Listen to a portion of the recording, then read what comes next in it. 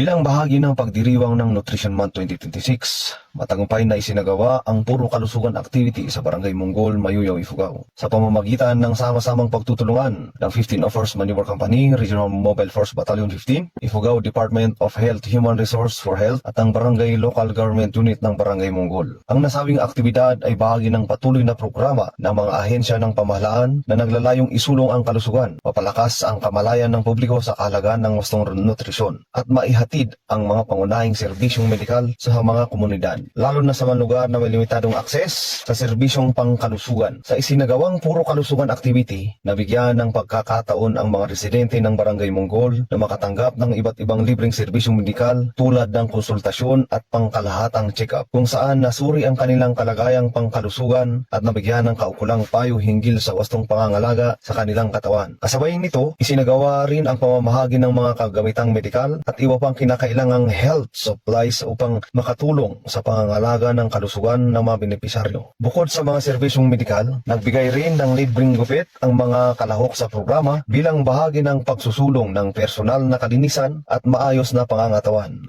Isa rin sa mga tampok na aktibidad ang Mobile Force Blood Donation Drive na naglalayong hikayatin ng mga mas maraming mamamayan na maging voluntaryong blood donors. Patuloy na isinusulong ng 15 of First Maneuver Company, RMFB 15, katuwang ang ibang ahensya ng pamahalaan at lokal na pamahalaan ang mga programang nakatuon sa kapakanan ng mamamayang bilang bahagi ng kanilang abukasya sa serbisyong may malasakit, pagtutulungan at responsabling paglilingkod sa komunidad. Sa pamamagitan ng mga programang tulad ng puro kalusugan, patuloy na naihahatid ang mamahalagang serbisyong pangkalusugan sa mga mamamayan, lalo na sa mga komunidad na nasa liblib at geographical isolated areas na nagbibigay ng pag-asa at mas magandang kalidad ng pamumuhay para sa lahat.